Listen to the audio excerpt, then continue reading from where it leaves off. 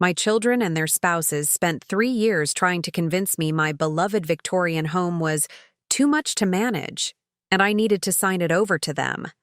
But when I discovered they'd already been showing my house to realtors behind my back, I sold my family home of 45 years to a lovely young stranger for half its market value and disappeared from their lives without a forwarding address. Before we jump back in, tell us where you're tuning in from. And if this story touches you, make sure you're subscribed, because tomorrow I've saved something extra special for you.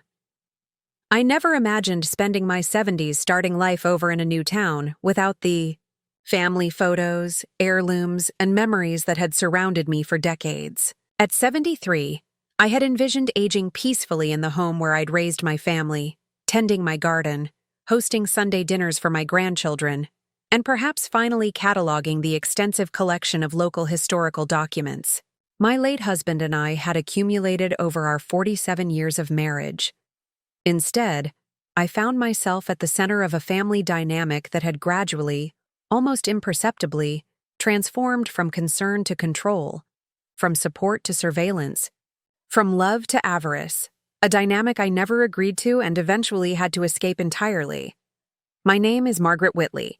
I raised 3 children in our family home in the small college town of Riverview, where my late husband James and I settled after he accepted a position as a history professor at Riverview College in 1975. Our Victorian house with its wraparound porch, original stained glass windows, and sprawling oak-shaded garden had stood for over a century before we purchased it, and we spent decades lovingly restoring its period details while raising our family within its solid brick walls. We purchased the house for what seemed an astronomical sum at the time, nearly all our savings and a mortgage that stretched our young professor's salary to its limits. The real estate agent had warned us about the extensive repairs needed: the leaking roof, the outdated electrical system, the crumbling plaster in several rooms. But when James and I stepped into the grand entryway with its carved wooden staircase, ascending to a stained glass landing window, we both knew immediately this was where our future would unfold. "This isn't just a house, Maggie," James had whispered, his voice echoing in the empty foyer. "It's a piece of living history." The town of Riverview wraps around a bend in the Silverdale River, the Victorian and colonial homes of its historic district climbing the gentle hill that overlooks the college campus. Even now, Riverview remains the kind of place where the local bookstore hosts poetry readings every Thursday evening, where the farmers' market features produce from farms that have been family-owned for generations, and where the annual Founders' Day Festival still includes historical reenactments that James helped research and authenticate. When we chose this town, we were drawn to its intellectual energy balanced with small-town connectedness, believing it was the ideal place to pursue academic interests while raising children with community values. Our house sat on Maple Avenue, 3 blocks from the college, and a short walk from the town library where I would eventually work. Built in 1887 by Harold Prescott, a local lumber baron, it featured the ornate woodwork and distinctive turret typical of the Victorian era.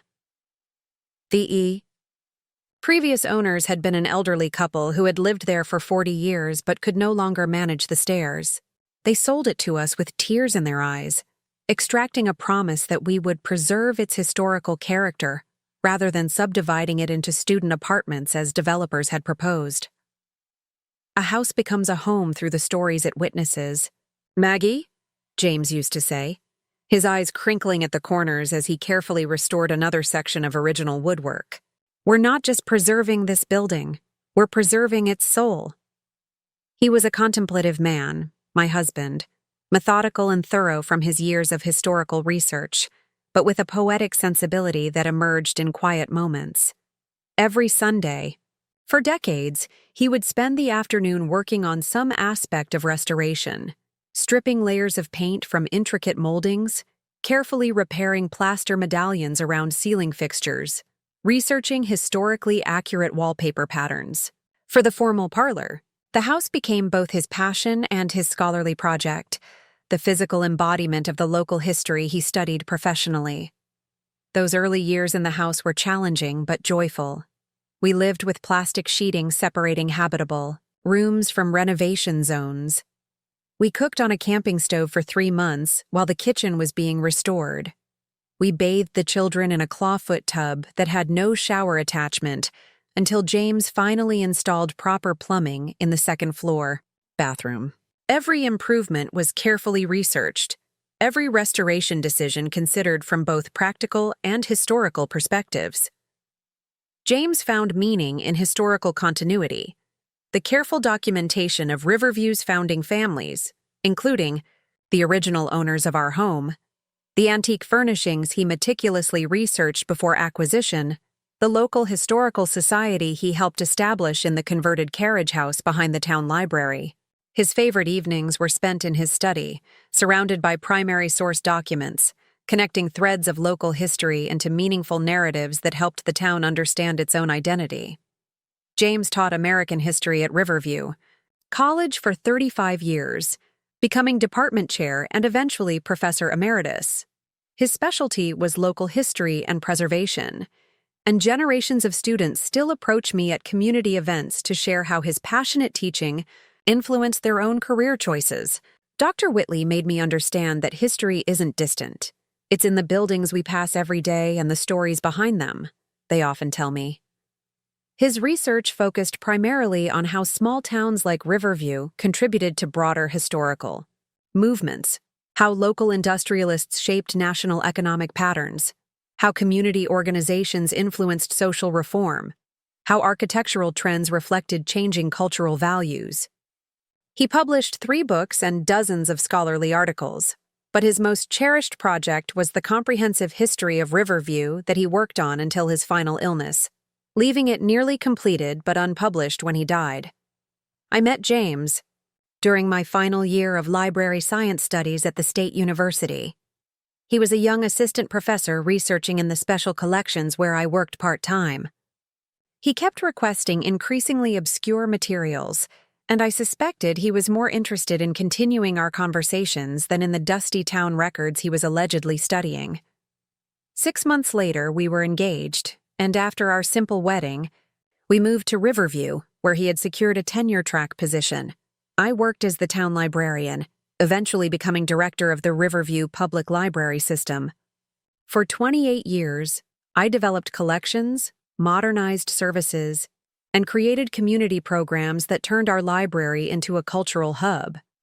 My proudest achievement was establishing the Riverview Historical Archives, where James and I collaborated to preserve fragile documents, photographs, and artifacts that told the story of our town's development. The archives began in a corner of the library basement, but eventually expanded to occupy the entire lower level, becoming a respected resource for scholars throughout the region. I specialized in preservation techniques, attending workshops and conferences to learn the latest methods for protecting delicate papers and photographs. Between James's historical knowledge and my archival skills, we rescued countless irreplaceable documents from attics, basements, and abandoned buildings throughout the county. Together, we built a life centered around preservation, education, and community engagement. Our modest professional salaries provided enough for a comfortable life, but not extravagance. We invested our resources in restoring our historical home, educating our children at good universities, and occasionally traveling to research historically significant sites that complemented James's academic work. James and I made a point of visiting at least one historically significant location each summer: Colonial Williamsburg, Sturbridge Village, the Tenement Museum in New York, plantations in the South, mining towns in the West. These weren't luxury vacations but research expeditions, with James taking photographs and notes for his classes, while I typically connected with the archivists and librarians at each site to learn about their preservation methods. Our house evolved as our family grew, each room developing its own character and purpose. The formal parlor housed James's grandmother's piano, where the children took lessons and later practiced for recitals. The library contained floor-to-ceiling bookshelves James built himself, organized by subject matter with a proper card catalog system I implemented. The dining room featured an oak table that seated 16 when fully extended, perfect for the holiday gatherings and academic dinners we regularly hosted.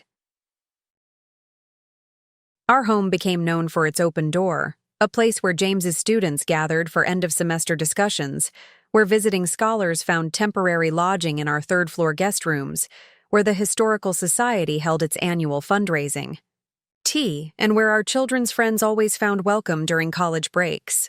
The dining room table had hosted countless Thanksgiving dinners, academic debates, and community planning sessions over the decades.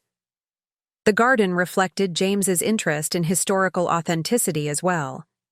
He researched the varieties of flowers and herbs that would have been planted during the Victorian era, establishing formal beds bordered by boxwood hedges near the house and a kitchen garden with heritage vegetables behind the garage.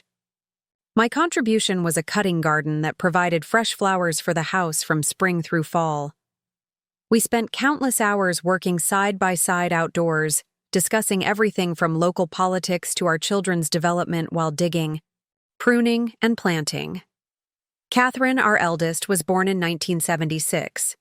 A serious, organized child who cataloged her book collection by subject and author before she was 10. Even as a young girl, she showed an aptitude for systems and categorization that mirrored my own librarian tendencies. Her bedroom was always immaculate, her schoolwork completed well before deadlines, her extracurricular activities carefully scheduled for maximum achievement. She excelled academically, eventually studying art history at an Ivy League university before pursuing a museum career that combined her organizational skills with her appreciation for cultural artifacts. Robert followed 3 years later, a thoughtful boy with James's analytical mind and my tendency toward community involvement. Where Catherine was structured and precise, Robert was contemplative and philosophical. He spent hours in James's study, asking questions about historical events and their modern implications. His bedroom walls were covered with historical maps and timelines he created himself. In high school, he founded a local history club that documented oral histories from Riverview's oldest residents. Following closely in his father's footsteps, he pursued academia, though in economics rather than history, becoming a tenured professor at a university 2 hours away. Elizabeth arrived 4 years after Robert, our surprise gift with an artistic spirit and passion for architectural preservation that seemed to combine our interests in unexpected ways. From early childhood, she showed remarkable spatial awareness, building elaborate structures with blocks and later creating detailed drawings of buildings she admired around town. While her siblings approached knowledge systematically, Elizabeth understood the world visually and tactilely. She struggled more with traditional academics but flourished in art classes and design projects. Her career in architectural preservation perfectly united her creative talents with our family's commitment to historical stewardship.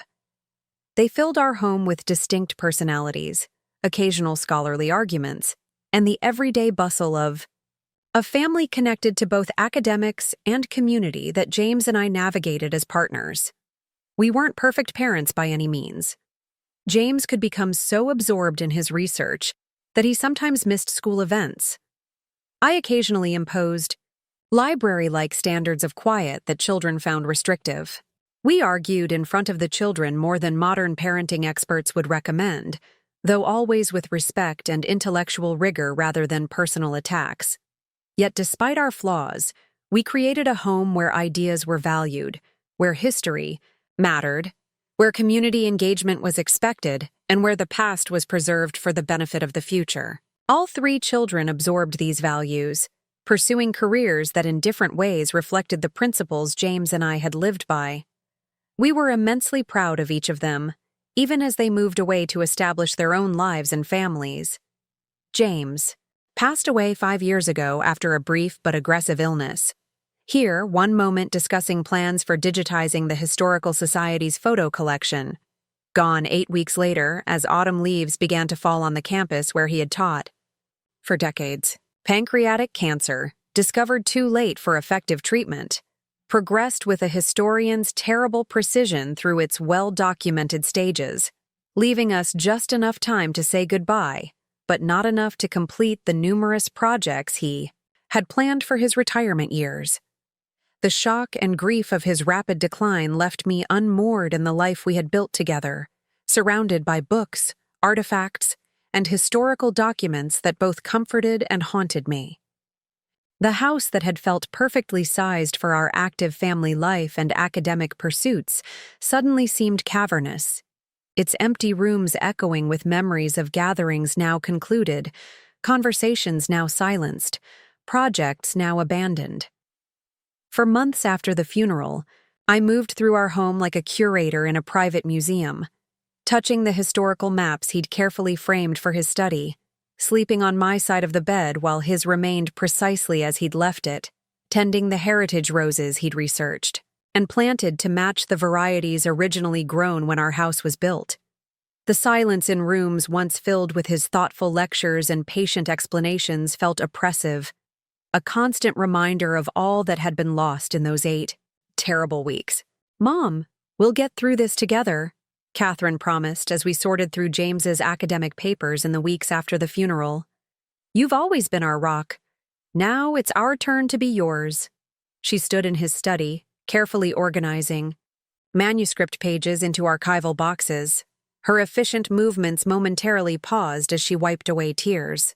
At 46, Catherine had inherited James's height and my practical nature, combining them with her own driven personality that had made her successful as the administrator of a prestigious museum in Boston. Her husband Thomas, an investment banker whose work-focused personality matched her own, had never quite integrated into our book-loving, historically minded family gatherings despite 20 years of marriage. Their 2 children, 17-year-old Sophia and 15-year-old James, named for his grandfather, reflected the competing influences of wealth-driven ambition from their father and cultural appreciation from their mother. They had returned to their Boston home after the funeral, but Catherine had stayed an extra week to help me begin the overwhelming task of managing James's scholarly legacy. Robert arrived that evening with dinner from the faculty club where his father had been an honored member, along with his wife Rebecca and their 3 children, Emma, who was 16, Charlotte, who was 14, and William, who was 12. At 43, Robert had followed his father into academia, though in economics rather than history, becoming a tenured professor at a university 2 hours away. Rebecca, a pediatrician with a practical approach to both medicine and family, life had always balanced Robert's theoretical tendencies with grounded common sense. Their children reflected this blend, excelling academically while maintaining active social lives and practical hobbies. The family visited frequently, the 3 children having grown up spending part of each summer at our house, while Robert collaborated with colleagues at his father's college.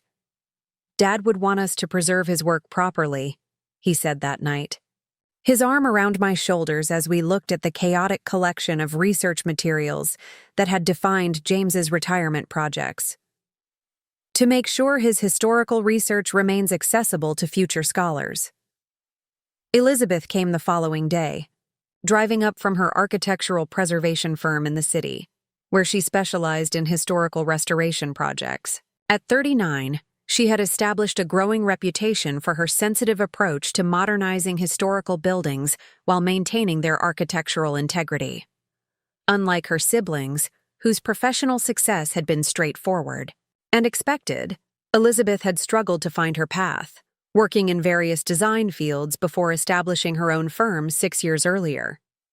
She brought her 11-year-old daughter, Grace, whose father had left shortly after her birth, making them a tight-knit unit that reminded me of the closeness I had shared with each of my children before their adult lives pulled them in different directions. "We'll make this easier for you, Mom," she promised, her eyes, so like James's, swimming with tears. "Whatever you need, whenever you need it. That's what family does." Those words had meant everything during those dark days of early grief. My 3 children, so different in their professional paths yet united in their respect for knowledge and preservation, joined together in their determination to support me. Sunday dinners became a tradition again whenever they could manage, The travel, my grandchildren spent portions of school breaks with me during those first lonely months, and for a time, I felt wrapped in the family embrace James and I had nurtured for decades. The shift happened so gradually, I barely noticed it at first. The weeks following James's funeral established a new rhythm in our household. Catherine returned to Boston after helping organize her father's papers, promising to visit monthly and to assist in finding an academic publisher for his unfinished manuscript on Riverview's history. Robert, living closer, committed to weekly Sunday visits with his family, taking over the garden maintenance that had been James's domain. Elizabeth arranged for her firm's contractors to address several maintenance issues around the house at cost, fixing the leaking spot on the roof that had worried James in his final days, and updating some of the aging electrical outlets to safer modern versions while maintaining their vintage appearance. "We want you to be comfortable and safe here, Mom," Elizabeth explained as she supervised the electrician's work. "Dad would have wanted us to make sure the house he loved so much continues to protect you." Her words resonated with the values James and I had always prioritized: preservation balanced with necessary modernization, historical integrity maintained while adapting to current needs. The improvements were thoughtful and respectful of both the house's character and my preferences, addressing genuine concerns rather than imposing unwanted changes. During those early months, my children's support manifested in practical, meaningful ways. Catherine arranged for her museum's archival department to digitize James's most significant research, ensuring his work would remain accessible even if the fragile original documents deteriorated. Robert brought his children regularly, engaging them in maintaining the garden according to their grandfather's meticulous plans. Elizabeth evaluated the house's structural elements, developing a 5-year maintenance schedule that would prevent major problems while spreading the costs over time. "This place meant everything to Dad," Robert observed one Sunday afternoon as we sat on the porch watching his children weeding the heritage rosebed. "Making sure it stays in good condition is the best way we can honor his memory." I found comfort in their involvement, in the continuity they provided between past and future. The house that had briefly felt oppressively empty began to reclaim its identity as a family gathering place, albeit in a different form than during the active child-raising years. My grandchildren, now adolescents with busy lives of their own, brought youthful energy during their visits, asking questions about family history that kept James's memory alive through stories and traditions. Sophia, Catherine's 17-year-old daughter, showed particular interest in the historical artifacts James had collected. "Grandpa told me each of these objects has its own story," she commented during one visit, carefully examining a Civil War-era letter he had acquired for his research. "I want to learn all of them before they're forgotten." Emma, Robert's eldest, at 16, preferred exploring the garden. "Grandpa showed me how to prune the roses last summer," she recalled, demonstrating the technique he had taught her. "He said some skills need to be passed down directly, not just read about in books." 11-year-old Grace, Elizabeth's daughter, was drawn to the architectural details of the house itself. "Mom says Grandpa could tell which tools made each carving. On the staircase," she told me, running her fingers along the banister he had so carefully restored.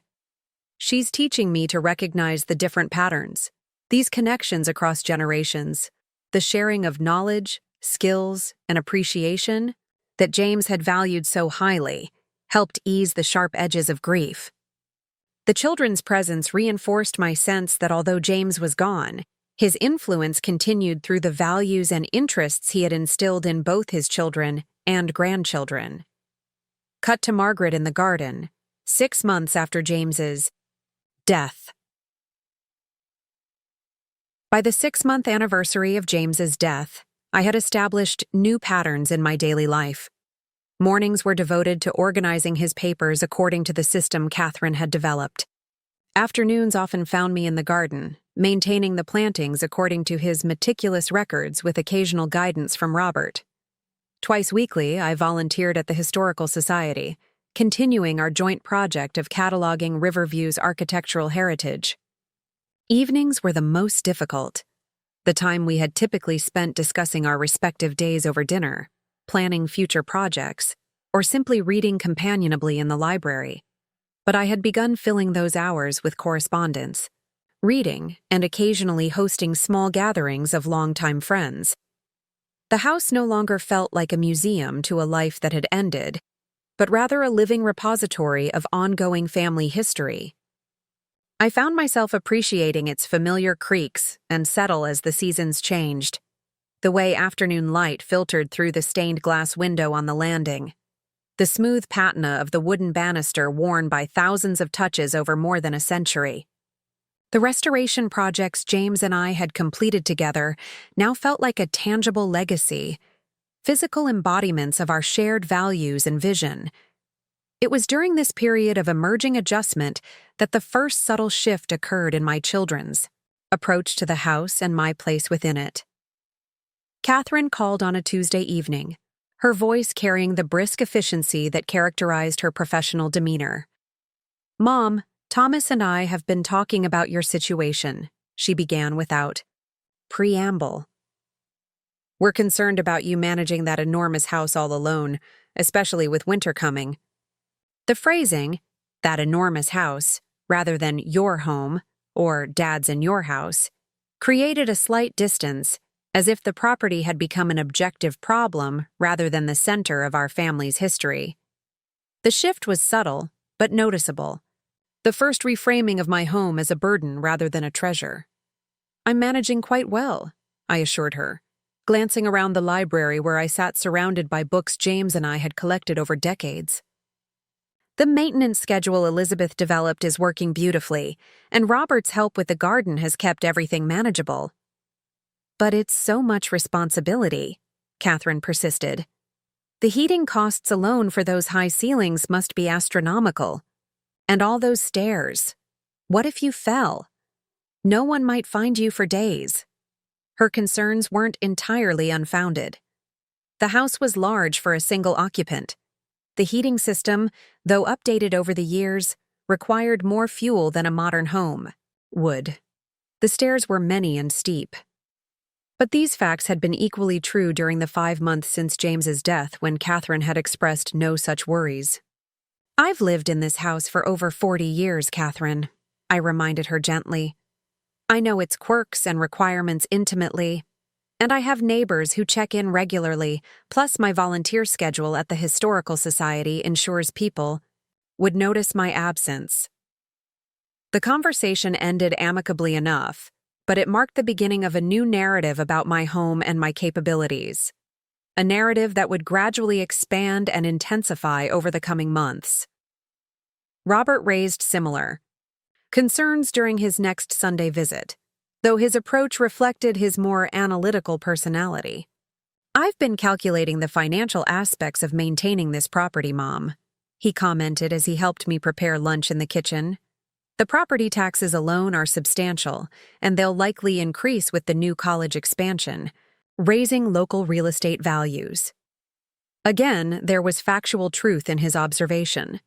Riverview's growth had indeed raised property values and consequently taxes. But James and I had always managed these costs through careful planning, and my pension combined with his life insurance and retirement funds provided adequate financial security. "We've always budgeted for those increases," I explained, using the plural out of long habit. "And remember that your father and I qualified for the Historical Preservation Tax Credit because of our documented restoration work." Robert nodded, but his expression remained concerned. "That's true, but it only offsets a portion of the cost, and the credit doesn't help with maintenance or utilities. I just worry about these expenses eating into your retirement security over time." Elizabeth's approach was different, reflecting her design sensibility rather than Catherine's efficiency or Robert's analytical perspective. During her next visit, she walked through the house with what I initially thought was professional appreciation but gradually recognized as evaluative assessment. "Have you ever thought about updating the kitchen, Mom?" she asked, eyeing the vintage appliances James and I had carefully selected to complement the house's period while providing modern functionality. We could reconfigure this space to be much more accessible and energy efficient without losing the historical aesthetics. Your father and I considered various options over the years, I responded, remembering the detailed discussions James and I had about each renovation decision. We ultimately chose this configuration because it best preserved the original butler's pantry while accommodating modern needs. Elizabeth nodded, but I noticed her taking measurements and making notes in the small sketchbook she always carried. "I'm just thinking about aging in place," she explained when she caught my questioning look.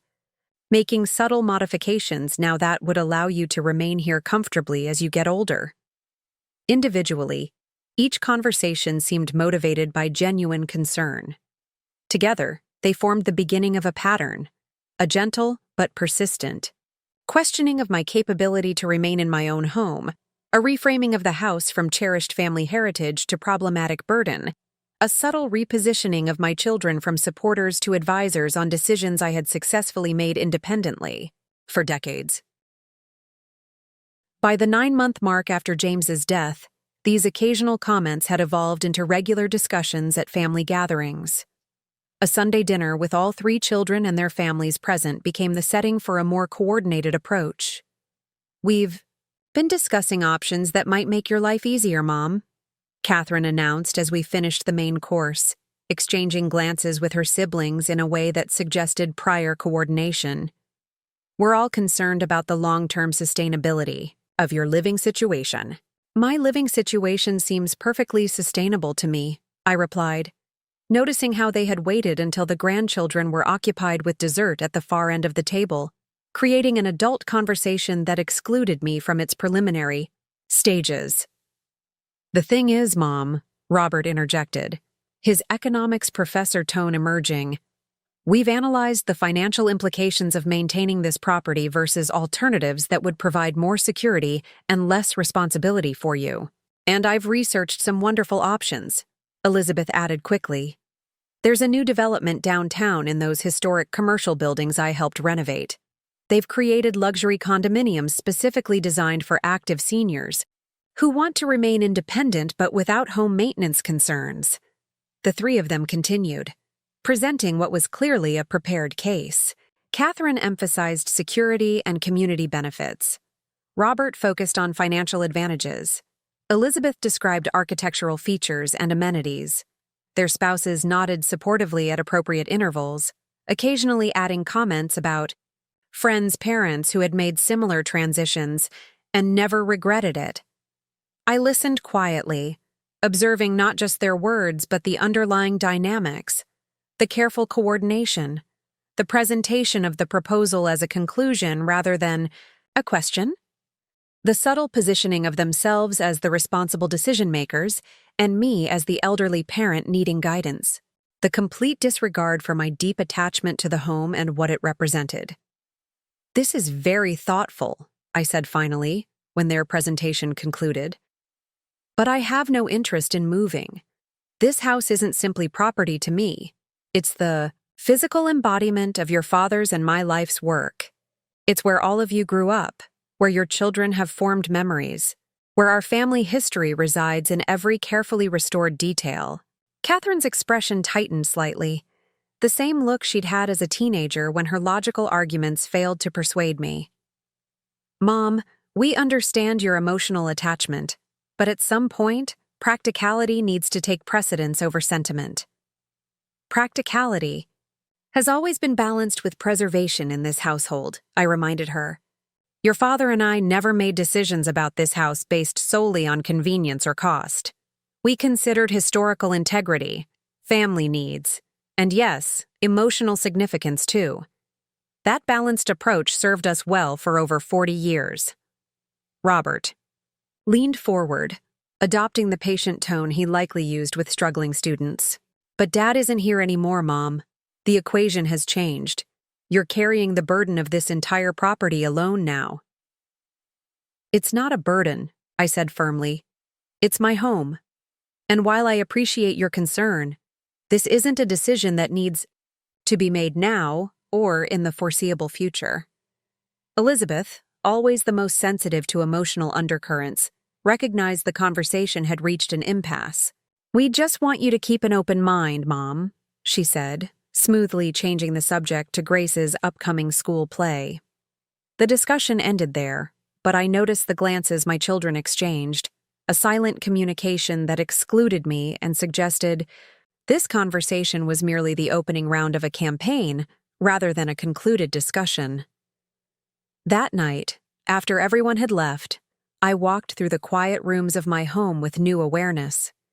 The house James and I had lovingly restored over decades had suddenly become contested territory. The restoration choices we had made together, prioritizing historical accuracy over convenience, craftsmanship over cost, preservation over modernization, were now being reframed as impractical indulgences. My deep knowledge of the home's systems and history was being subtly dismissed as sentimental attachment. For the first time since James's death, I felt truly alone, not just missing his physical presence, but missing his partnership in defending the principles and priorities we had shared. I sat in his study, surrounded by the books and papers that had defined his professional life, and tried to imagine what counsel he would offer in this situation. "Stand your ground, Maggie," I could almost hear him say. "You know this house better than anyone.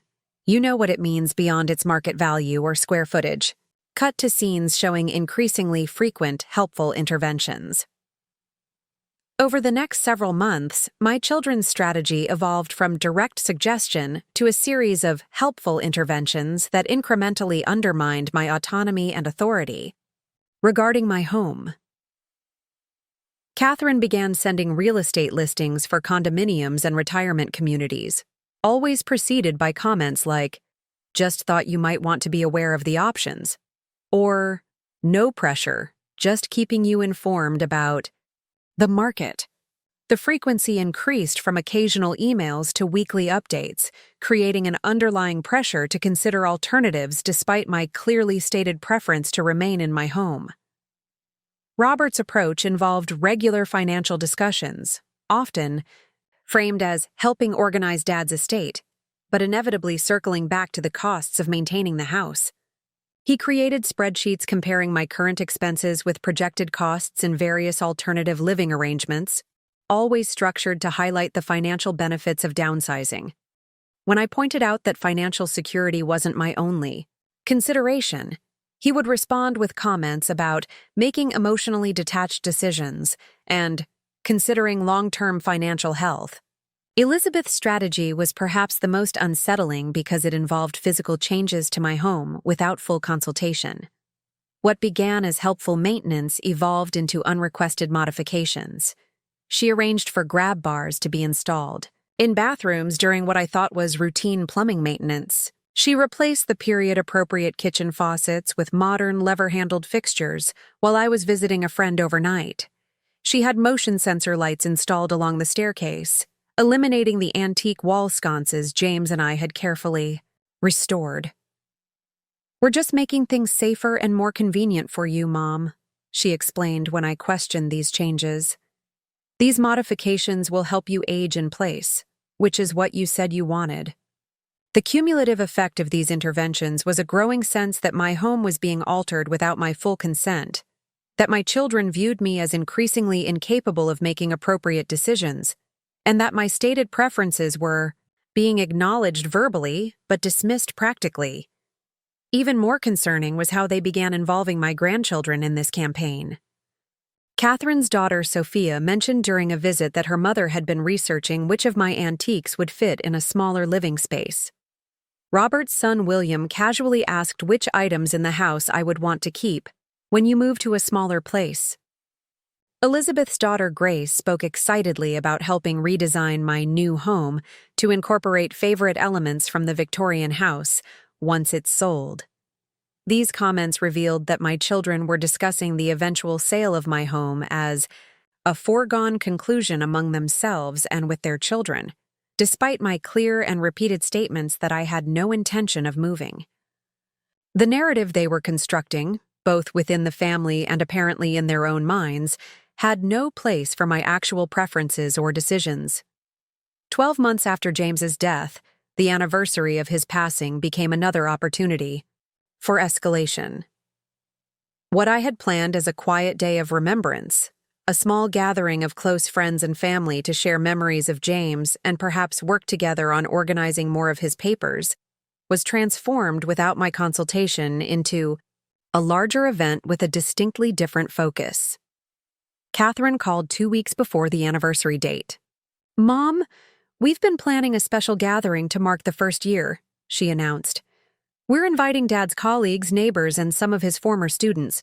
Robert's handling the catering, and Elizabeth has a lovely idea for a memorial display."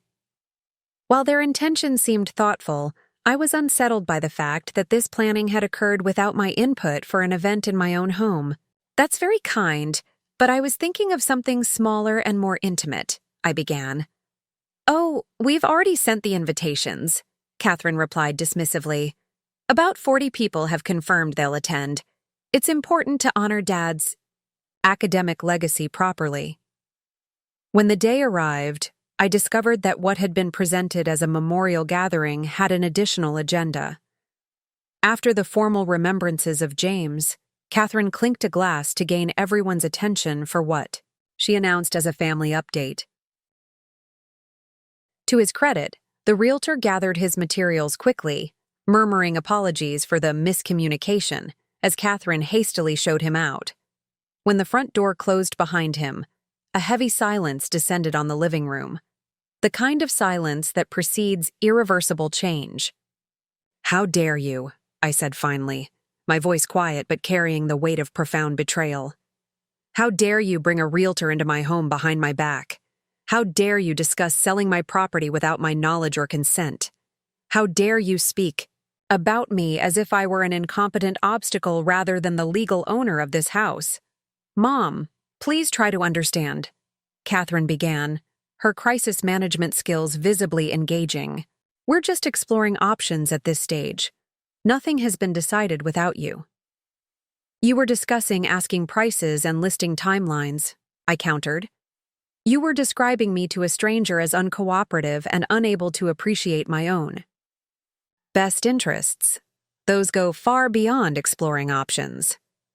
Robert attempted his reasonable professor approach. "We're concerned about your future security, Mom.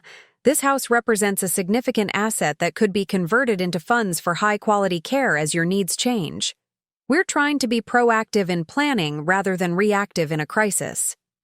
"My future planning is my responsibility," I reminded him. "And there is no crisis except the one you three are manufacturing."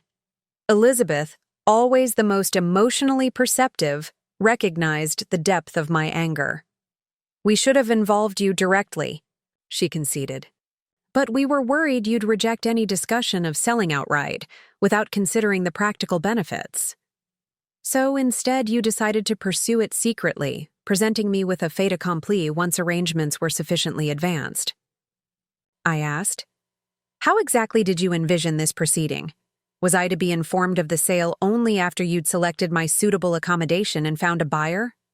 Their expressions, a mixture of guilt and frustrated determination, confirmed this wasn't far from their actual intent.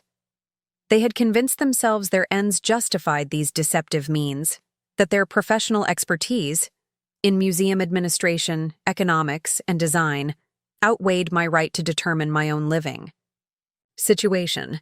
"We love you, Mom," Catherine said, attempting to redirect the conversation toward emotional rather than ethical territory. "Everything we've done has been out of concern for your welfare."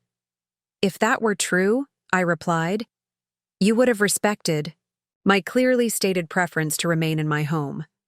You would have offered support that preserved my autonomy rather than undermining it. You would have approached me honestly rather than conspiring behind my back." I looked at each of them in turn. These 3 accomplished adults who had grown up in this very house, who had been raised with values of integrity and respect that seemed entirely absent from their current behavior.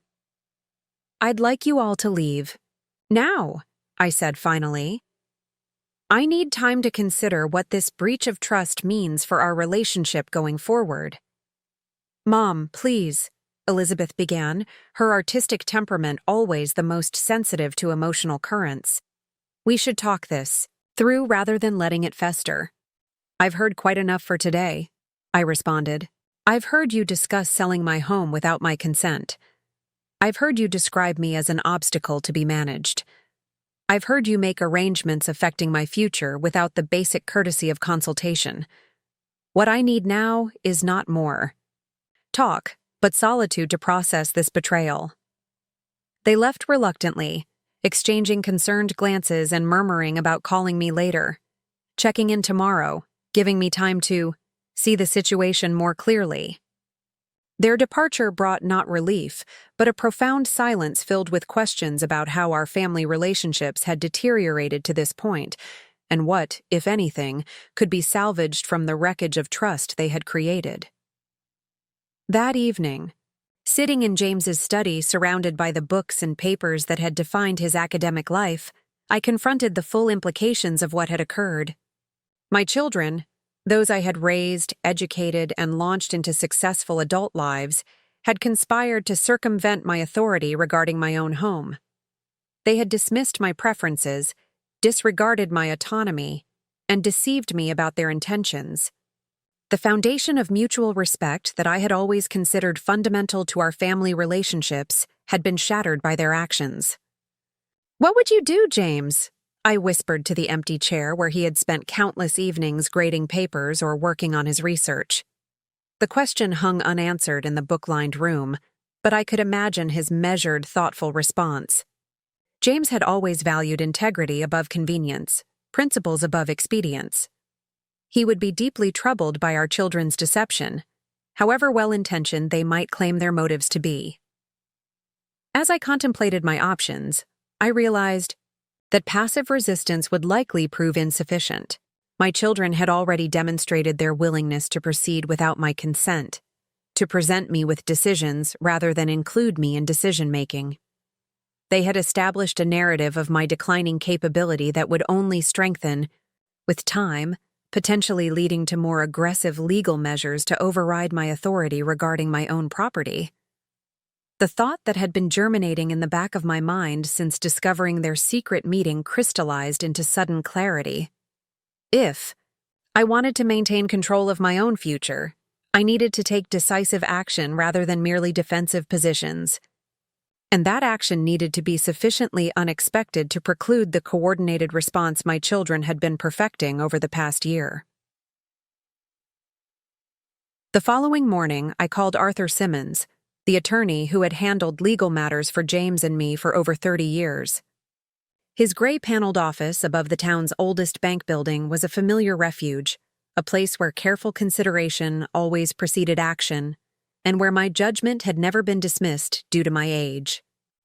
"This is a troubling situation, Margaret," Arthur said after listening to my account of recent events. His bushy white eyebrows drew together in the expression of concentrated thought I'd observed through decades of legal consultations. "While your children couldn't legally sell the house without your consent, they could potentially pursue guardianship or conservatorship if they convinced a court you were no longer capable of managing your affairs." "Would such a petition have merit?" I asked, the possibility more disturbing than I wanted to admit. "Based on what you've described? Absolutely not," Arthur assured me. "You're clearly competent, engaged in community activities, managing your finances independently, and maintaining your property appropriately. But these cases can become complicated when family members present a coordinated case, especially if they enlist doctors or other professionals to support their narrative." We discussed various protective measures, updating my will to clarify my intentions regarding the house, creating a more robust power of attorney naming someone outside the family, documenting my current mental and physical capabilities through medical evaluations. All prudent steps, but all fundamentally defensive in nature.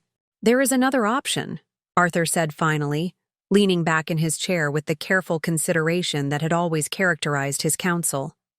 "One that would definitively resolve the property question, though it represents a significant life change." "I'm listening," I said, ready to consider alternatives that might have seemed unthinkable just weeks earlier. You could sell the house yourself, not to subsidize a move to assisted living as your children envision, but to finance whatever living arrangement you actually desire. The proceeds would be yours to control, removing the house itself as the focus of this family conflict. The suggestion initially felt like surrender, giving up the home James and I had lovingly restored over decades, abandoning the physical space that contained so many memories. But as we continued discussing possibilities, I began to recognize the potential liberation in such a decision. By selling the house on my terms, I would convert a vulnerable fixed asset into financial resources that would be far more difficult for others to control without my consent. Would I need my children's approval for such a sale? I asked, already anticipating the answer. Not at all, Arthur confirmed. The house is solely in your name following James's death. You have absolute legal authority to sell it to whomever you choose at whatever price you determine appropriate without consulting anyone else. For the first time since discovering my children's betrayal, I felt a sense of regaining control over my own future. The path forward wouldn't be easy or without emotional cost, but it offered a clarity that defensive measures couldn't provide. I'd like to proceed, I told Arthur, but not with a conventional listing. I have something more specific in mind. The plan that evolved over the following days was unlike anything I would have contemplated before discovering my children's deception. Rather than listing the house with a real estate agency or seeking maximum market value, I would find a buyer who shared James's and my commitment to historical preservation, someone who would cherish the house for the same qualities we had valued, rather than viewing it primarily as an investment or status symbol. Through Arthur's discreet inquiries, we identified several potential buyers who might appreciate a historic property with museum-quality restoration. I interviewed each personally, not as formal property viewings, but as conversations about architectural history, preservation ethics, and community heritage, the values that had guided James's and my stewardship of the house for over 4 decades. The candidate who emerged from this unconventional process was Dr. Lydia Montgomery, a 38-year-old history professor recently hired by Riverview College with a specialization in American domestic architecture and a passion for historic preservation. Single and without children, she had been seeking a historically significant home in Riverview, but had been outbid by developers and investors on several properties. When Lydia visited to discuss the house, her knowledge of Victorian architecture and genuine appreciation for the restoration work James and I had completed was immediately apparent. She noticed details that most visitors overlooked: the historically accurate crown moldings we had specially milled to match original patterns, the period-appropriate hardware we had sourced from architectural salvage companies across the country, the careful balance we had maintained between preservation and livability. "This house has been loved," she observed as we concluded our tour in the garden James had designed to reflect Victorian planting schemes. "Not just maintained, but truly understood and respected for what it represents historically. That's exactly what my husband and I tried to achieve," I acknowledged, watching her gentle examination of the heritage roses he had so carefully tended. "We wanted to preserve not just the structure, but the spirit of the original home while adapting it for contemporary living." Over tea in the sunroom, Lydia shared her own preservation philosophy, one that aligned remarkably with the approach James and I had always taken. "Historical homes should be living entities, not museum pieces," she explained. "The best preservation honors the past while allowing for appropriate evolution that ensures the building remains viable and loved." By our third meeting, I had made my decision. I would offer Lydia the opportunity to purchase the house at significantly below market value, with certain conditions that would protect its historical integrity. The price, approximately half what the property would likely command in an open market, would still provide me with substantial resources for my future while making the purchase feasible for a young academic just establishing her career. There would be conditions attached to this arrangement. I explained when I presented the proposal. Legal covenants requiring maintenance of the historical elements we've restored, restrictions on certain types of modifications, first right of refusal, for the historical society should you ever decide to sell. Rather than viewing these requirements as limitations, Lydia embraced them enthusiastically. These align perfectly with my own intentions, she assured me. I would consider myself a steward of this property's history rather than simply its owner. The financial arrangements were equally unorthodox. Rather than requiring conventional financing for the full purchase price, I would hold a private mortgage for a portion of the amount, with monthly payments structured to provide me with steady income while making the purchase manageable for Lydia. Arthur ensured all agreements were legally sound while maintaining the confidentiality I had requested regarding these transactions. The final element of my plan was perhaps the most radical. I would complete this sale and establish my new living arrangements without informing my children until after all transactions were finalized. This wasn't a decision I made lightly, recognizing it represented a significant breach in family communication. But their secret meeting with the realtor had demonstrated they no longer considered transparency necessary in our relationship, and I needed to ensure they couldn't interfere with my choices, as they had attempted to do with theirs. 6 weeks after discovering my children's betrayal, I sat in Arthur's office signing the final documents transferring ownership of my family home to Lydia Montgomery. The emotions of that moment were complex. Grief at parting with the house James and I had loved so deeply, apprehension about the life changes this decision precipitated, but also a powerful sense of reclaiming control over my own destiny. "Are you sure about not telling your children until afterward?" Arthur asked as the last document was notarized and filed. His concern was genuine, reflecting our long professional relationship that had evolved into friendship over the decades. "I'm sure," I confirmed. "They forfeited their right to consultation when they attempted to sell my home behind my back. Finding out after the fact seems an appropriate consequence for their actions." With the sale completed, I implemented the second phase of my plan, relocating to a community I had selected through my own research rather than my children's predetermined options. Not to the retirement facilities they had repeatedly suggested, but to a vibrant college town 3 hours away, where a small but active historical preservation community welcomed my expertise, and where a charming arts and crafts bungalow provided the perfect scale for my new life. The practical aspects of this transition had been carefully arranged in advance, packing and shipping selected furniture and personal items to my new address, arranging for the Historical Society to receive James's papers and certain historically significant artifacts from the house, ensuring my financial accounts were transferred to my new location. All executed with the efficient discretion that had characterized my years as a library administrator. I left my children a letter, to be delivered by Arthur the day after my departure. It explained my decision without apology, informed them of my legal right to make this choice independently, and expressed both my profound disappointment in their betrayal and my hope that our relationship might eventually be rebuilt on foundations of mutual respect rather than deception. What I didn't provide was my new address or contact information. That would come later, once sufficient time had passed for them to recognize the consequences of their actions and for me to establish my new life on my own terms. It wasn't abandonment.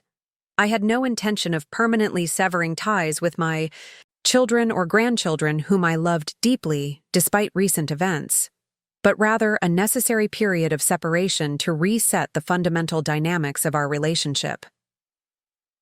The 6 months that followed brought both challenges and unexpected joys. Living in a new community required building new connections, establishing new routines, finding new purpose.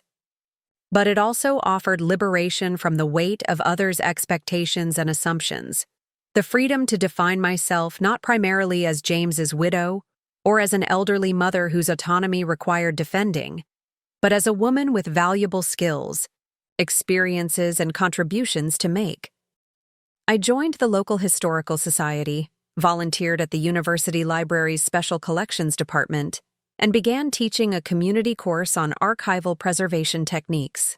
My experience with documenting Riverview's architectural heritage proved valuable in my new community, which was undertaking a similar project to record and protect its historic buildings. Correspondence with Lydia confirmed that my former home was in good hands. She had maintained all the historical elements James and I had restored while making thoughtful adaptations to suit her academic lifestyle, converting one bedroom into a home office, updating the kitchen appliances while preserving the vintage cabinetry, adding subtle modern lighting to complement the original fixtures. "The house feels alive," she wrote in one email. "Not a museum piece, but a living connection to the past that continues to evolve without losing its essential character." My colleagues have started referring to it as the professor's house. I hope Dr. Whitley would approve of its continuing academic association.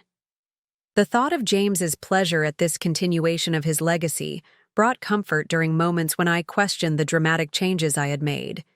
He had always valued authenticity, integrity, and principled action above comfort or convention. The path I had chosen honored those values, even at significant personal cost. As the 6-month mark approached, I began considering how and when to reestablish contact with my children.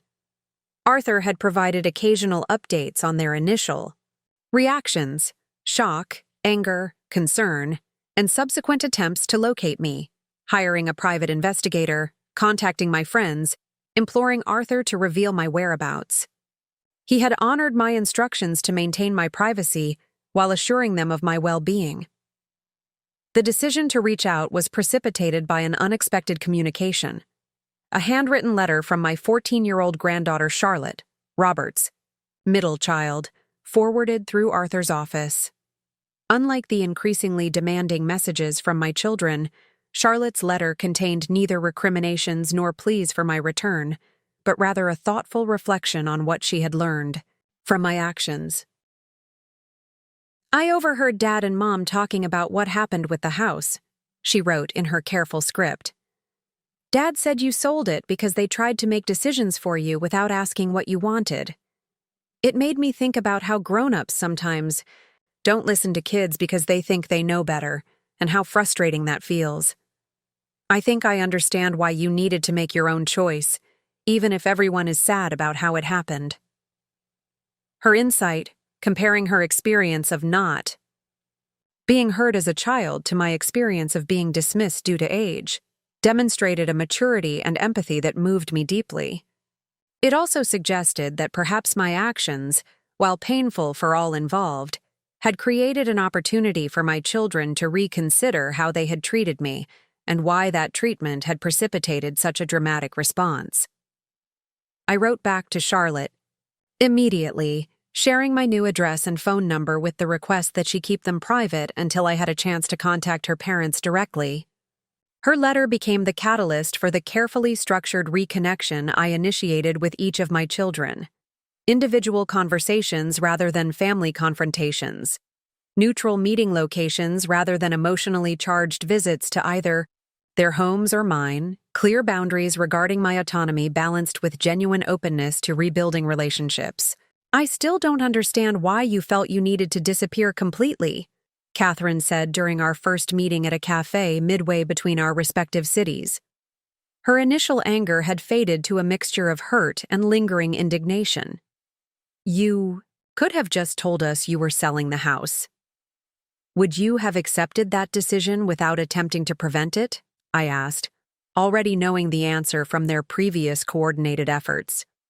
"Or would you have escalated your efforts to override my choice, perhaps pursuing legal measures to establish control over my affairs?" Her momentary hesitation confirmed my assessment. "We were trying to help you, Mom," she insisted, though with less conviction than similar statements in the past. "We were worried about you alone in that big house, making emotional decisions rather than practical ones. The irony," I observed, "is that your concerns about my decision-making led me to make the most dramatic decision of my later years, selling my home and relocating without telling my family. Your attempt to control my choices pushed me toward choices far more radical than any I would have made if my autonomy had been respected. Our conversation was difficult, marked by Catherine's struggle to reconcile her self-image as a caring daughter with the reality of her controlling actions. But it also contained moments of genuine connection as we navigated toward a new understanding. Not an immediate restoration of trust, but the beginning of a path that might eventually lead there. Similar conversations with Robert and Elizabeth followed, each reflecting their distinct personalities and perspectives on what had transpired. Robert approached our meeting with an academic's analysis of where communication had broken down, while Elizabeth focused more on the emotional impacts and her genuine remorse for participating in the deception. I kept thinking we were helping you, Elizabeth admitted during our conversation. It wasn't until you were gone that I realized how completely we had failed to listen to what you actually wanted rather than what we thought you needed. These initial reconnections were tentative, painful, and incomplete, the beginning of a healing process rather than its conclusion. Trust that had been built over decades and shattered in moments would require significant time and consistent respect to rebuild, if indeed full restoration was possible at all. What emerged from these difficult conversations was a fundamentally altered family dynamic, one in which my autonomy was no longer something to be challenged or circumvented, but rather acknowledged as the foundational requirement for any continuing relationship. My children began to recognize that genuine support meant respecting my choices rather than imposing their preferences, that my age might have changed certain physical capabilities, but hadn't diminished my right or ability to determine my own path. A year after selling my family home, I sat in the garden of my arts and crafts bungalow, watching butterflies navigate between the native plants I'd established in my new landscape. The house behind me was smaller than my Victorian, simpler in its architectural details, more manageable in its maintenance requirements. But it was unquestionably mine, selected through my own research, purchased with funds I controlled, modified. According to my own preferences, my relationships with my children had stabilized into a new pattern, not the unquestioning closeness we had once shared, but a more measured connection based on clearer boundaries and more explicit respect. We maintained regular communication through calls and occasional visits, but with the understanding that my independence was non-negotiable and that decisions about my living situation remained exclusively mine to make. The grandchildren had adapted, more easily than their parents, finding the adventure in visiting Grandma's new town and appreciating the smaller scale of my bungalow, which felt cozier and less formal than the Victorian home they had known. Charlotte, in particular, had become a regular correspondent, her thoughtful letters suggesting she had absorbed important lessons about autonomy and respect from the family upheaval. My new community had become increasingly familiar, the local shopkeepers who now greeted me by name, the fellow Historical Society members who valued my expertise, the university students in my preservation workshops who sought my guidance on their projects. Not a replacement for the deep connections I had left behind in Riverview, but the beginning of a new network that recognized me primarily for my current contributions rather than my past roles. Occasional updates from Lydia confirmed that my former home continued to thrive under her stewardship, hosting departmental gatherings that echoed the academic dinners James had loved, maintaining the garden with respect for his careful planning, preserving the architectural elements we had, restored while making thoughtful adaptations for contemporary living. "The house has a soul," she wrote in her most recent email. "I feel it every day, not as a haunting presence but as a sense of continuity, of being part of something larger than my temporary residence here. I think that's what true preservation accomplishes, not freezing a place in time, but allowing it to carry its history forward into new chapters." Her words captured exactly what James and I had always believed about historical preservation, that its purpose wasn't to prevent change, but to ensure change occurred with respect for what came before, maintaining the essential character that made a place meaningful while allowing for evolution that kept it vital. In an unexpected way, the painful events that had led to selling my home had ultimately honored that philosophy. The house continued, its history under new stewardship that respected its past. My children were gradually learning that respecting their heritage meant respecting me as an autonomous individual rather than a problem to be managed. And I had demonstrated that age might change circumstances, but didn't diminish my capacity to make decisive choices about my own life, even radical ones when necessary. The betrayal that had initially seemed to shatter everything had ultimately led to a different kind of preservation, not of physical property, but of personal dignity and self-determination. Not the outcome any of us would have chosen, but one that contained its own form of integrity, and perhaps eventually healing. As the afternoon light filtered through the leaves of my new garden, I found myself reflecting on what James might say about all that had transpired. I could almost hear his thoughtful voice observing that sometimes preservation requires difficult choices, that maintaining what's truly valuable may mean letting go of what seems most permanent, that the essence of history isn't buildings or artifacts, but the human values they represent: integrity, courage, and the wisdom to distinguish between what must be preserved and what can be released to make way for necessary change.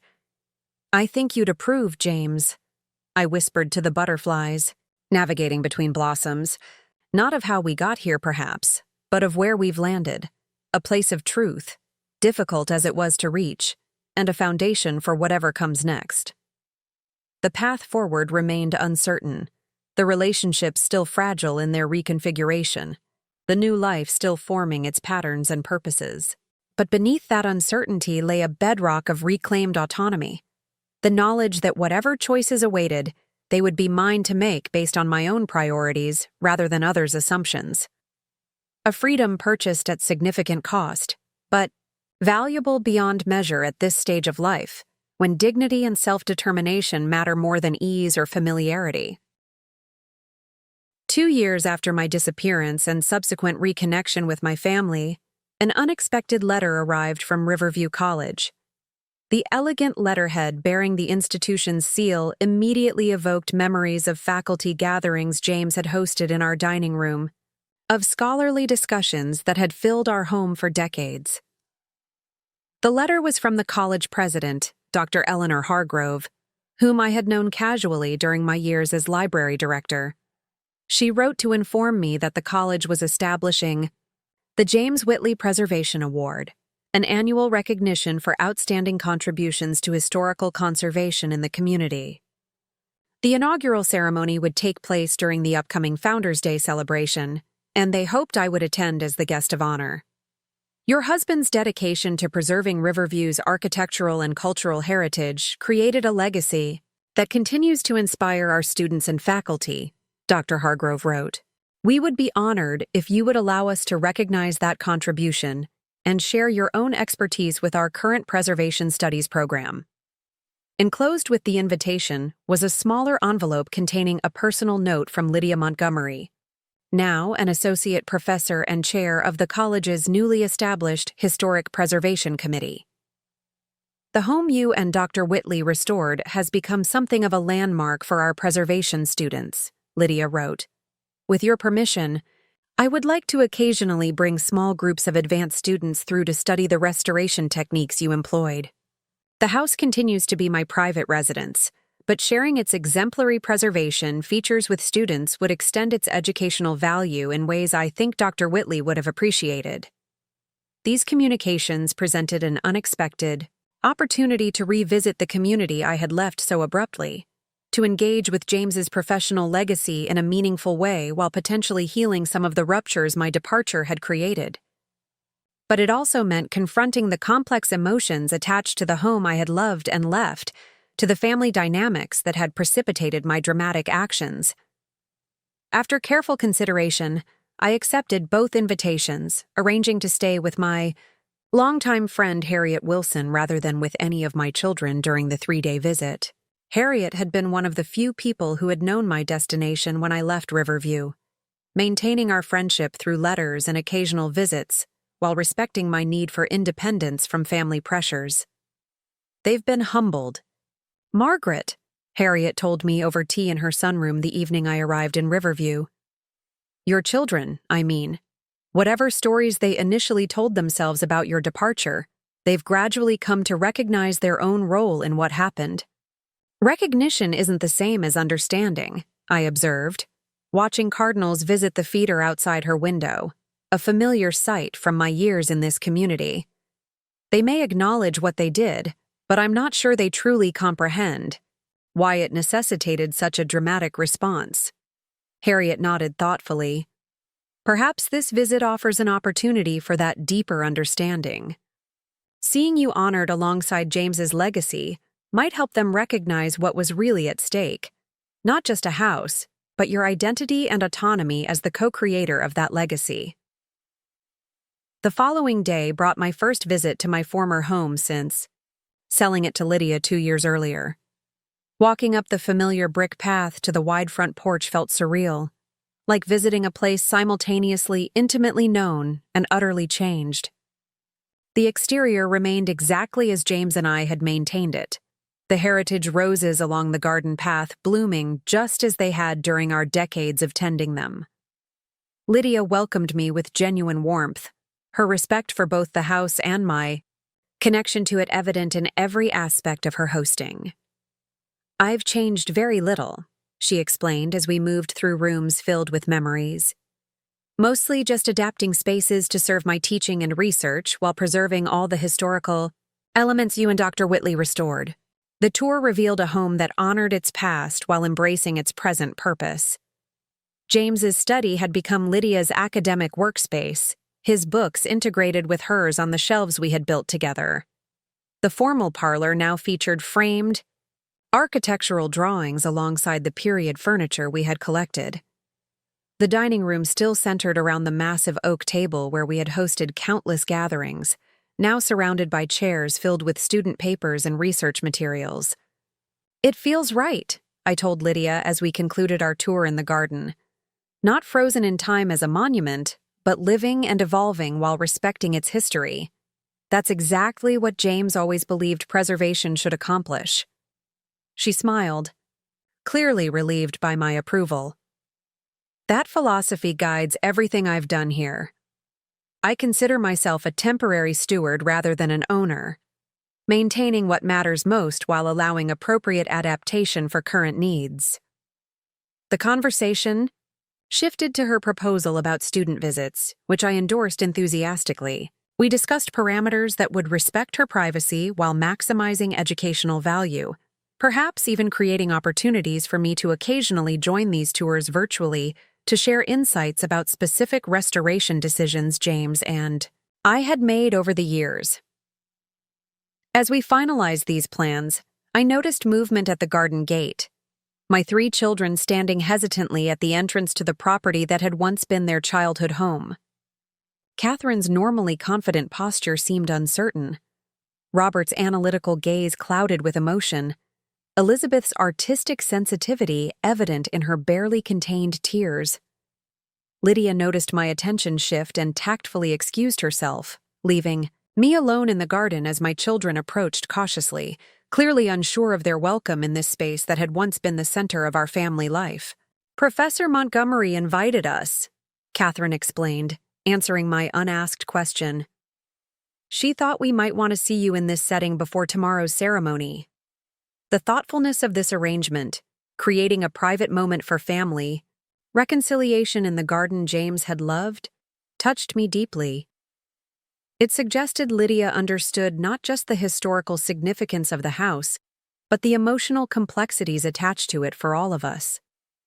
It's strange being visitors here, Robert observed, looking around at the garden beds he had helped maintain after his father's death. But Professor Montgomery has been a good steward. Dad would approve of how she's continuing his preservation work. The roses look exactly the same, Elizabeth noted, gently touching a bloom from the heritage variety James had researched so carefully. But there are new herbs mixed in with Dad's traditional plantings, a nice balance of continuity and change. We stood together in the garden that had witnessed so many family moments, Celebrations and arguments, milestones and mundane afternoons, each of us navigating complex emotions about what had been lost and what might yet be recovered. The house behind us represented both the source of our conflict and potentially the ground for reconciliation. "I understand now," Catherine said finally, breaking the reflective silence. "Not just intellectually, but really understand why what we did was so wrong. We weren't just trying to take your house. We were trying to take your agency, your identity as its co-creator and steward." Robert nodded, his academic reserve softening. "We convinced ourselves we were protecting your interests, but we were actually projecting our concerns onto you without respecting your capacity to determine your own needs. The irony is that our attempts to control your choices led to an outcome none of us wanted." "I miss this place," Elizabeth admitted, always the most emotionally expressive of my children. Not just the house itself, but what it represented. Our family history, Dad's legacy, your partnership in creating something meaningful together. But seeing Professor Montgomery continuing that legacy helps me realize the preservation that matters most isn't about keeping everything exactly the same. Their words suggested a deeper understanding than previous conversations had revealed. Recognition not just of what they had done, but why it had mattered so profoundly. The house had become a metaphor for my autonomy, and their appreciation of Lydia's stewardship reflected a growing acceptance of my right to determine how my own life would proceed. "Perhaps that's the most important form of preservation," I suggested, finding words for the understanding that had been developing during my 2 years of independence. Not keeping physical things unchanged, but maintaining the values they represent: respect for history balanced with openness to necessary change, stewardship that honors the past while embracing the future. We continued talking as afternoon faded toward evening, our conversation moving from the specific conflict over the house to broader reflections on family relationships, aging with dignity, and finding balance between support and autonomy. Not a complete resolution. The breach of trust had been too profound for simple healing, but a significant step toward a new understanding based on mutual respect rather than assumption or control. When we finally parted, Catherine asked the question that lingered beneath our conversation. "Will you ever come back to Riverview permanently, Mom? Not to this house, obviously, but to be closer to family?" "I don't know," I answered honestly. "My life has taken root in my new community in ways I hadn't anticipated. But this visit reminds me there are connections here worth maintaining, history worth honoring through ongoing presence rather than just memory." The answer satisfied no one completely but acknowledged the reality that my future remained mine to determine, that proximity to family would be a choice rather than an obligation, that whatever relationship we rebuilt would be founded on respect for my autonomy rather than assumptions about my needs. The following day's ceremony at the college brought together strands of past and present in unexpected ways. Seated on the stage as guest of honor while college officials described James's contributions to historical preservation, I found myself reconnecting with the community identity I had left behind, not as someone's widow or mother, but as a recognized contributor to the preservation work that had defined much of my professional life. Dr. Hargrove's introduction acknowledged not just James's scholarly work, but our shared commitment to documenting and preserving Riverview's architectural heritage. The Whitleys showed us that preservation isn't just about buildings, but about the stories they contain, the values they represent, and the communities they help define across generations, she noted, inviting me to share insights from our decades of preservation efforts. As I addressed the gathered faculty, students, and community members, I found myself speaking not just about architectural details and historical documentation, but about deeper principles.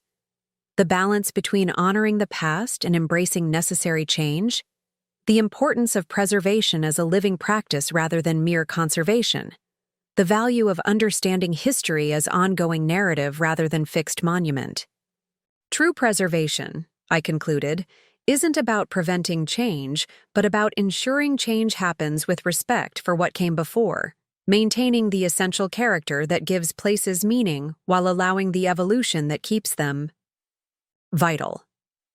The parallels to my personal journey were evident to those who knew what had transpired, though I never explicitly referenced the family conflict that had led to my departure. My children, seated in the front row, exchanged glances that suggested they recognized their own story in these broader philosophical reflections. The reception that followed brought connections with former colleagues, introductions to current preservation students, and conversations with community members who remembered James's and my joint projects. Throughout these interactions, my children maintained a respectful distance, present and supportive but not hovering or presumptive, allowing me to navigate these reconnections at my own pace. As the event concluded, Dr. Hargrove approached with an unexpected proposal.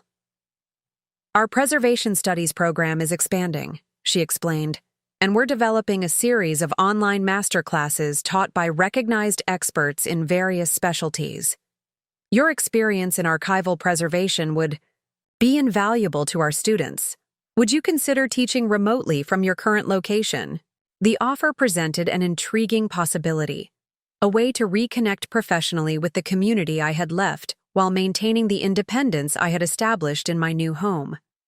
Not a complete return, but a bridging of past and present that honored both. "I'd be interested in exploring that," I told her. "Perhaps beginning with a limited series focusing on document preservation techniques. It would complement my current teaching quite well." This potential new connection, professional rather than merely personal, defined by mutual respect rather than obligation, seemed emblematic of the evolving relationship with Riverview and with my family. Not a return to former patterns, but the establishment of new connections based on clearer boundaries and explicit recognition of my autonomy. As I prepared to return to my new home the following day, I met with my children for a final conversation at Harriet's house. The visit had shifted something in our interaction, moving us beyond the initial rupture toward a more nuanced understanding of what had transpired and what might yet be possible in our relationship. "We've been thinking about ways to support your actual preferences rather than our assumptions," Catherine began, her professional efficiency now channeled toward genuine collaboration rather than control.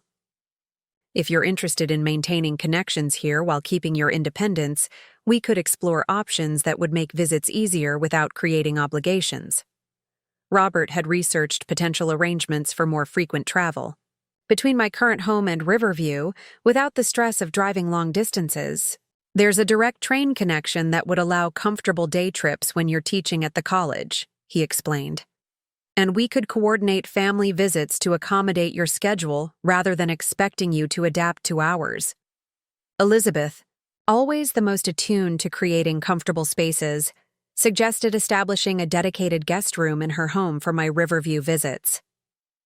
"Not as a replacement for your own home," she clarified quickly, "but as a private space here that's yours, whenever you choose to use it, with no expectations attached."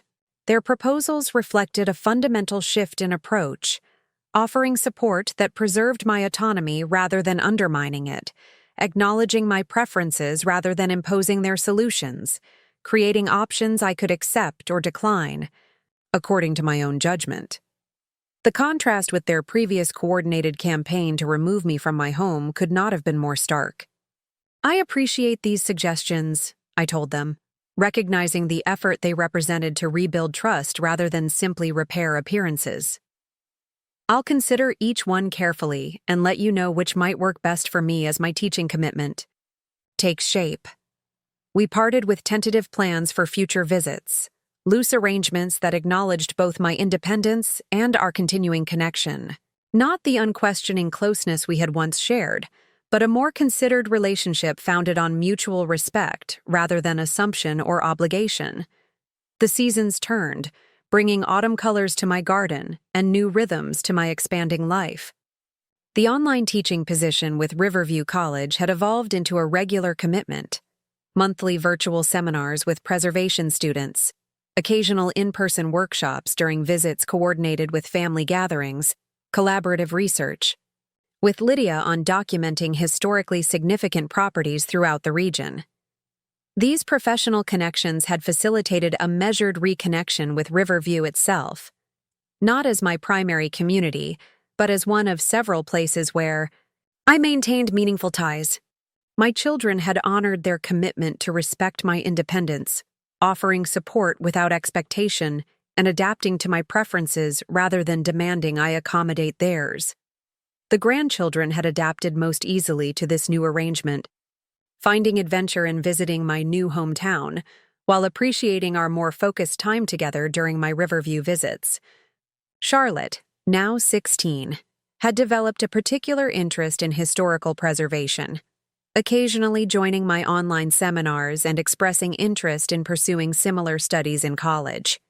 You showed me that sometimes you have to make dramatic changes to preserve what matters most, she observed during her last visit, helping me plant bulbs in my garden for spring blooming, not just with buildings but with relationships too. Her insight captured something essential about the journey of the past 3 years, that preservation sometimes requires difficult choices, that maintaining what's truly valuable may mean releasing what seems most permanent. That integrity often demands courage to distinguish between what must be kept and what can be transformed. The house James and I had restored continued its evolution under Lydia's thoughtful stewardship, its historical character preserved while its purpose expanded to include educating new generations of preservationists. My occasional involvement with student tours allowed me to share the stories behind specific restoration decisions, maintaining my connection to that chapter of my life without being defined or limited by it. My new home had grown increasingly personalized, smaller than the Victorian, but more suited to my current needs, filled with carefully selected treasures from my previous life, alongside new acquisitions that reflected my evolving interests. The garden had developed its own character distinct from what James and I had created together, less formal and historically structured, more experimental and adaptively designed for ease of maintenance, while maximizing habitat value. Most importantly, the difficult journey that had begun with betrayal and dramatic separation had ultimately led to a more authentic life, one where my choices reflected my actual preferences rather than others' assumptions, where relationships were based on mutual respect rather than obligation or control, where aging brought evolution rather than diminishment of autonomy and purpose. The story that had begun with such pain. My family tried to trick me out of my house, so I sold it to a stranger and vanished, had ultimately transformed into something more nuanced. I reclaimed my right to determine my own path, regardless of age or others' expectations, and in doing so created space for more authentic connections with both my past and my future. Not the ending any of us would have chosen or predicted, but one that contained its own form of integrity and, increasingly, healing. A testament to the principle that had guided James's and my preservation work throughout our marriage, that honoring history means not freezing it in place, but ensuring it continues with respect for what came before, maintaining essential character while allowing necessary change. As autumn sunlight filtered through the changing leaves in my garden, I found myself at peace with both what had been lost and what had been gained through this unexpected late-life journey.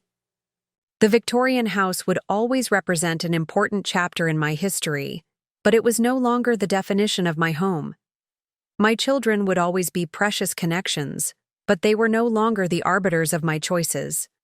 My identity would always include being James's widow and a mother and grandmother, but it now encompassed so much more. Teacher, preservation advocate, community member, woman of independent means and determination. "We did good work together, James," I whispered to the memory that remained a gentle presence in my thoughts. "And the work continues, just in ways we couldn't have imagined. I think you'd approve of how the story is unfolding, not because it's perfect, but because it's authentic. And in the end, that's what preservation is really about, protecting not just structures but the integrity they represent, the values they embody, the truth they continue to reveal long after their original builders have gone. The late afternoon, light cast long shadows across my garden as another day in this unexpected chapter of life drew toward evening. Not the future I had planned alongside James for decades, not the guided retirement my children had attempted to arrange, but a path of my own making, one that honored the past without being imprisoned by it, that maintained connections without sacrificing autonomy, that preserved what mattered most while allowing necessary change. A life, like a well-preserved historic home, that carried its history forward with integrity while remaining vibrantly, authentically present, adapting to new circumstances without losing its essential character, evolving without forgetting its foundations, changing without betraying its truth. 5 years have passed since I discovered my children plotting to sell my home behind my back and took the dramatic step of selling it myself before disappearing from their lives. At 78, I now live a life I never imagined for my later years, one built entirely on my own terms, free from the manipulation and control that had nearly robbed me of my autonomy. The small arts and crafts bungalow I purchased in Lakeside, a vibrant college town 3 hours from Riverview, has become truly mine in ways my Victorian never could have remained had I stayed.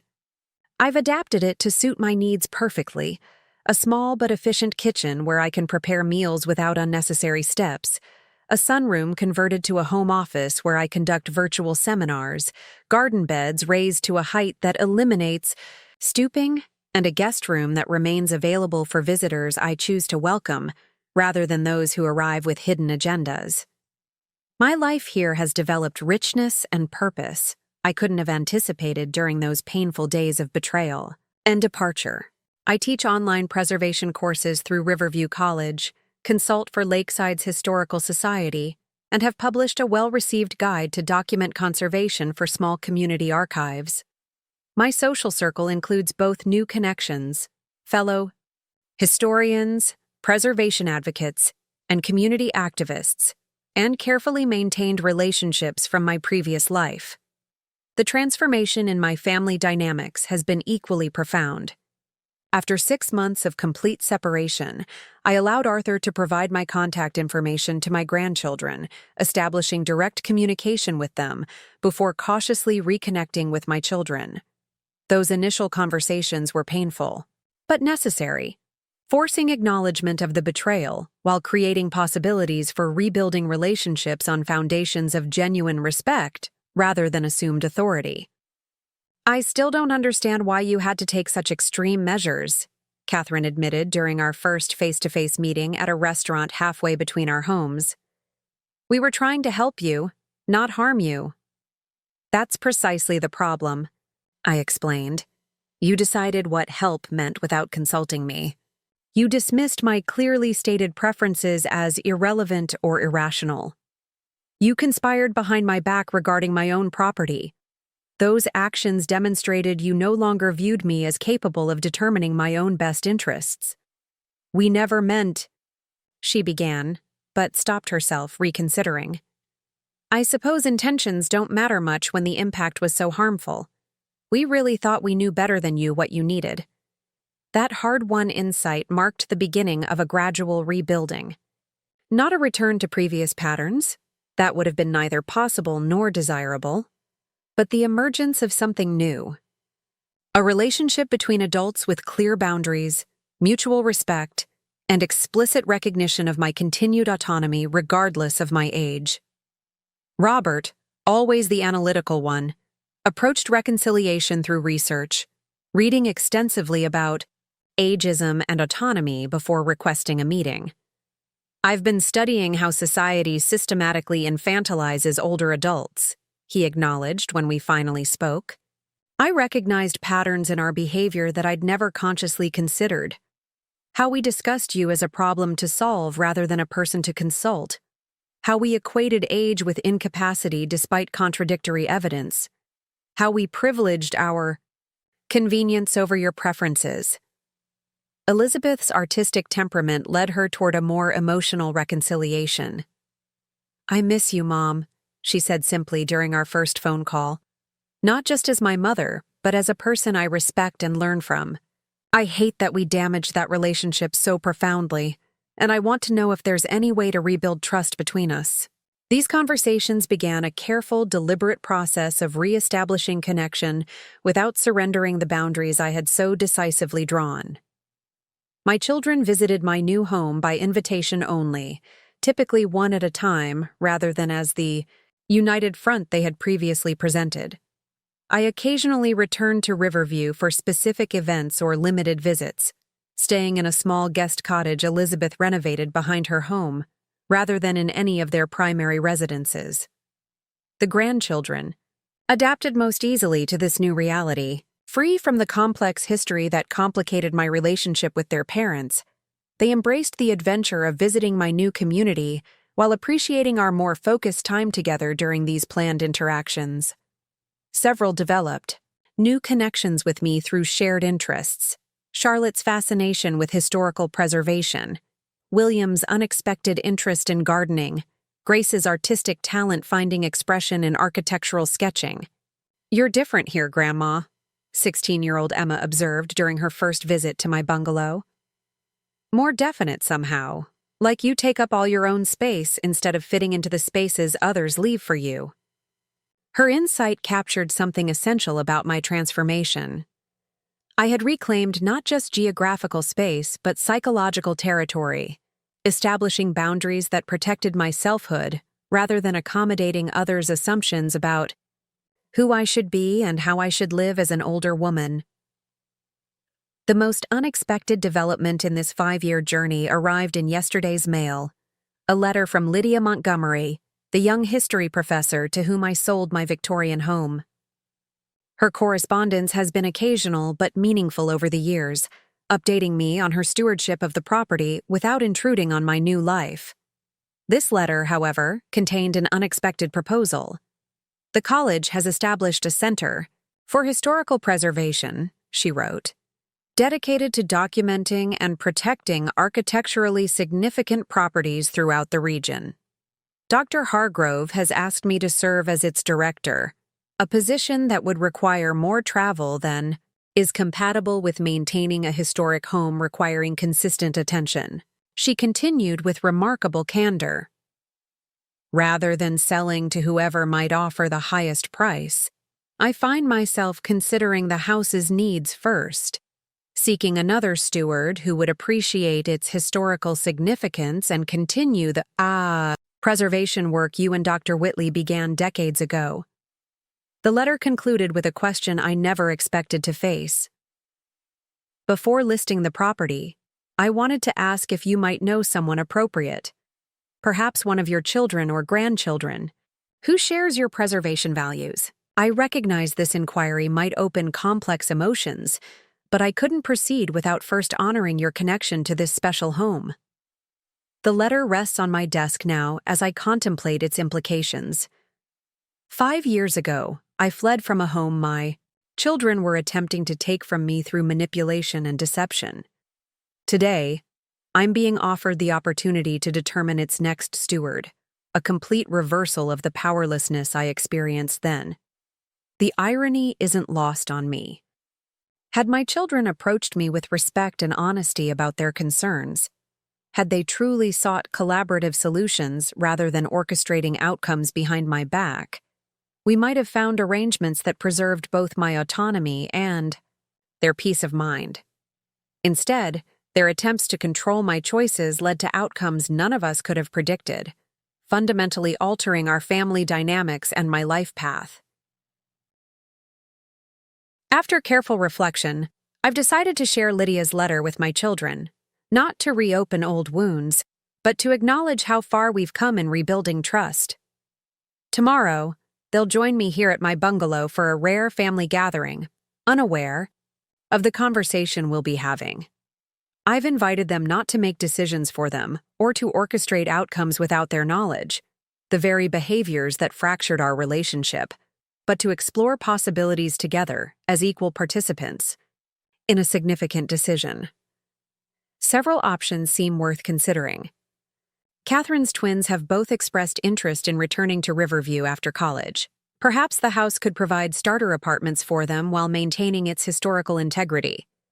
Robert's academic connections might facilitate using part of the property for visiting scholars, similar to arrangements at other historically significant faculty homes. Elizabeth's preservation expertise could ensure appropriate maintenance while adapting portions for contemporary needs.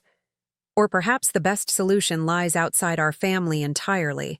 Another preservation-minded buyer like Lydia, someone without our complicated history who would appreciate the home for its architectural significance rather than its role in our family drama. What matters most isn't which option we choose, but how we approach the decision, with mutual respect, transparent communication, and explicit recognition of each person's right to express preferences without controlling outcomes. The process itself represents healing, an opportunity to demonstrate how thoroughly we've reimagined our relationship since those painful days of betrayal and flight. I never expected to have any input regarding the house again, Catherine admitted, as we sat in my sunroom, Lydia's letter circulating among them. After what happened, I assumed that chapter was permanently closed for all of us. It's remarkably generous of Professor Montgomery to consider our family's connection before listing it, Robert observed, analytical as always. She has no obligation to consult any of us. Elizabeth, whose preservation work gave her particular insight, nodded thoughtfully. She's thinking like a preservationist rather than a property owner, considering the house's needs ahead of convenience. Or profit. That's exactly the approach you and Dad always took, Mom. Their reactions, thoughtful rather than entitled, appreciative rather than presumptive, revealed how profoundly our relationships had evolved. 5 years earlier, they had viewed my home as a problem to solve without my consent. Today, they recognized Lydia's inquiry as an unexpected gift rather than an opportunity to assert control. "What are your thoughts, Mom?" Elizabeth asked, the genuine question reflecting our rebalanced family dynamic. "You have the most meaningful connection to the house, even after all this time." The question itself represented healing, acknowledgement of my perspective as valuable rather than obstacle, recognition of my authority rather than limitation to be managed. Such simple respect, yet its absence had necessitated my dramatic departure 5 years ago. "I believe the house should continue serving the purposes James and I always valued," I replied after consideration. "Preservation of historical architecture, certainly, but also living connection to community, support for education, and space for meaningful gatherings. Whether that happens through family involvement or another path matters less than maintaining those core values." The conversation that followed was unlike any we'd had before. Collaborative rather than coercive, exploratory rather than predetermined. Each person offered perspectives without attempting to force consensus.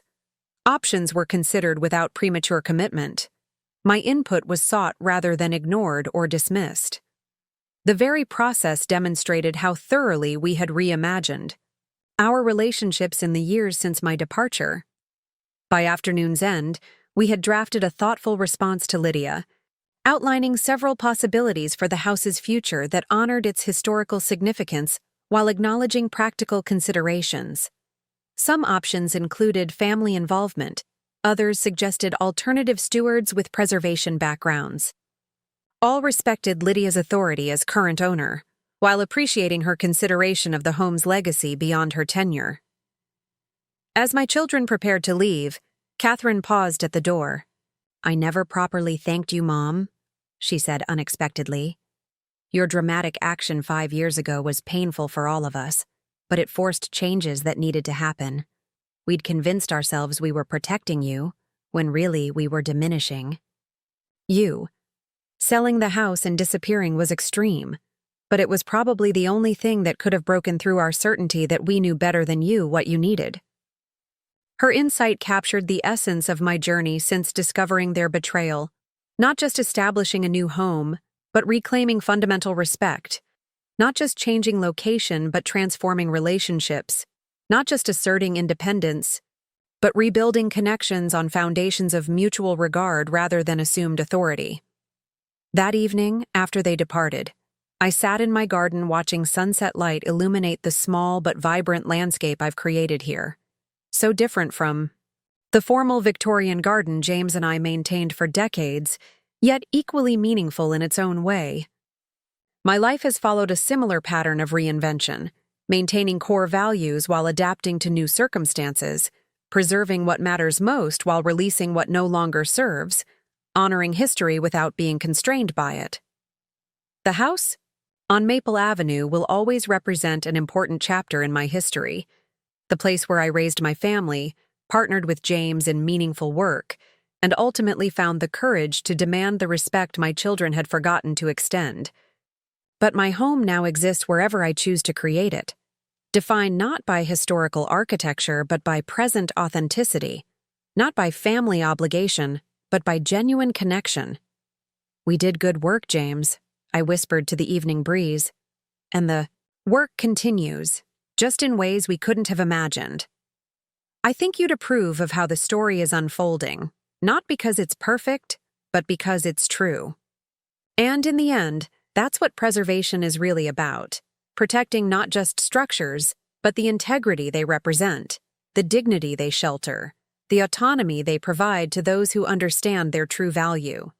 Tomorrow I'll mail our response to Lydia, closing another circle in this unexpected journey that began with betrayal and led to liberation.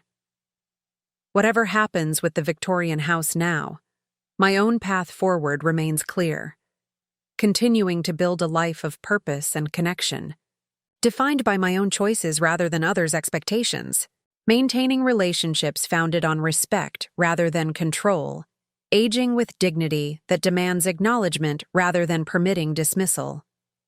A life, like a well-preserved historic home, that honors its past while embracing its present, authentic, purposeful, and undeniably my own.